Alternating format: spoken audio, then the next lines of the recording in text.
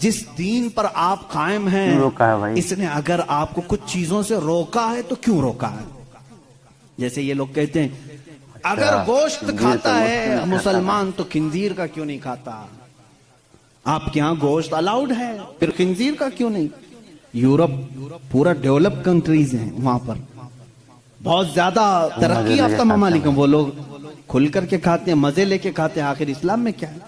मैं अगर बताऊं तो जाहिर सी बात है इनको लगेगा कि एक तरफा है, अपने दीन की बात करेगा। इंटरनेट पर जाकर आज सर्च करना है मेरे नौजवानों, खंजीर के साइड इफेक्ट्स क्या क्या हैं, पोर्क के साइड इफेक्ट क्या क्या हैं, तुम्हें खुद सामने आ जाएंगी। बहुत सारी वेबसाइट हैं।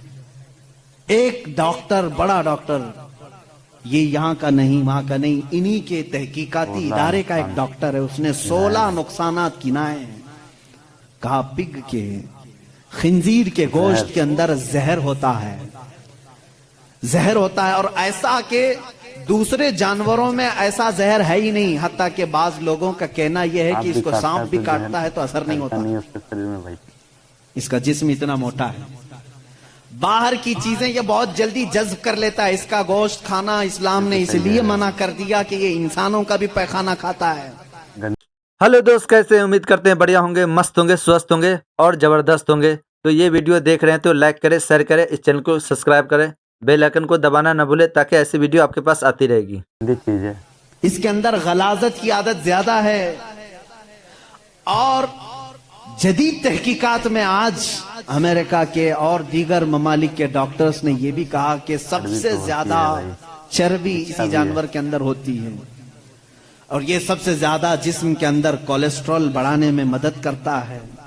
हत्ता के खिंजीर का गोश्त खाने वालों पर तहकीक की गई, उनके ऊपर तहकीक की गई, तो ये बात सामने आई कि उनके अंदर हैवानियत, सेक्स करने की आदत बहुत ज्यादा पाई गई, बहुत ज्यादा पाई गई, हैवानियत ज्यादा आ गई, शर्म और हया नहीं रही। इसीलिए देखते नहीं पूरे अंग्रेज नंगे रहते हैं, उनके अंदर हया नहीं रह गई।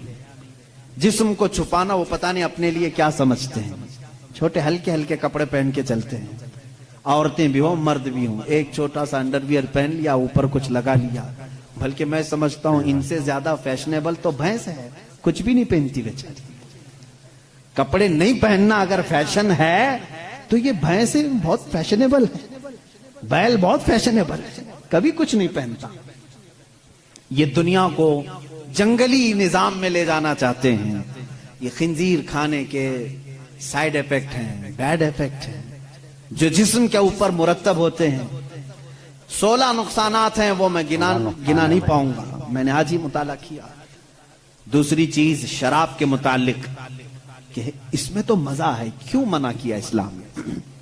ये भी मैं नहीं कहूंगा, तुम्हारी तहकीकात से जाओ आज, फिर आज ये भी तलाश करके मुझे बताओ इंटरनेट पर कि शराब के, वाइन के साइड इफेक्ट क्या क्या हैं, अल्कोहल से कितने नुकसानात हैं। मेरे अजीजों, दूसरों को बोलने की जरूरत नहीं, गवर्नमेंट हर जगह की बोलती, नहीं बोलती? डोंट ड्रिंक एंड ड्राइव जगह जगह लगाए रहता है, बेचते भी वही हैं। बोलते हैं पी करके चलाना मत, गाड़ी मत चलाना। इनसे पूछो क्यों होता है भाई? इसलिए कि एक्सीडेंट का खतरा है, जाके किसी को ठोक देगा, सामने वाला बेचारा बेकसूर मरेगा। इतनी ही बात से समझ जाना चाहिए कि मुसलमान एनी टाइम ड्राइवर है, हर वक्त वो ड्राइवर है। मुझे एक पुरानी बात याद आई। एक मुसलमान, वो भी किसी वेस्टर्न कंट्री का ही था, प्लेन में सफर कर रहा था, एयर होस्टेस ने उसको शराब परोसा, सबको दे रहे थे। अच्छा ये भी मैं आपको बता दूं, अलग अलग नामों से ये शराब सप्लाई करते हैं। मैं एक बार इजिप्ट के सफर पर था, तो शराब सबको दी जा रही थी, उसमें शराब करीब आई, उसको कह रहे क्रेजी वाटर है, क्रेजी वाटर है। मैंने कहा ये कब से, पानी पागल कब से हुआ? तो बाद में बगल में बैठे हुए एक साहब ने कहा ये वाइन ही है, उसको बहुत ज्यादा इतना रिफाइन कर दिया जाता है कि उसका लोग क्रेजी वाटर का नाम दिए हैं। है तो शराब, जग अलग अलग नामों से बेचे जा रहे हैं। वो एक साहब थे, मुसलमान थे, उनको कहा गया आप भी लीजिए। उसने कहा मैं मुसलमान हूं, मैं नहीं पीता। ये उनके लिए बहुत बड़ा दिक्कत वाला जवाब होता है। नहीं पीते अलग बात है, ये कहना मैं मुसलमान हूं नहीं पीता, ये चुप जाता है। वो खड़ी हो गई, सारे लोग पी रहे हैं, आप क्यों नहीं पीते? इसमें जिस्म को सुकून है, राहत है, आप आराम से सो जाएंगे जब तक सफर कट जाएगा, पी ले आप। तो उस बंदे ने कुछ भी उसके साथ आर्ग्यूमेंट नहीं किया, ज्यादा नहीं किया, बस इतना कहा आप कहती हो पी लूं, मेरी एक शर्त है, ये शराब पहले पायलट को पिलाना। अगर पायलट पी लिया और मस्त हो गया तो बाद में मेरे पास आना। वो कहने लगी ऐसा नहीं होता, रूल के खिलाफ है, don't drink and drive. Pilot नहीं पी सकता, पायलट को शराब हम नहीं दे सकते। जाकर के कहा क्यों? अरे वो इतने लोगों को लेके चल रहा है हवा में, और उसके ऊपर बहुत सारी जिम्मेदारियां हैं, वो जब ड्यूटी खत्म करेगा तब पिएगा।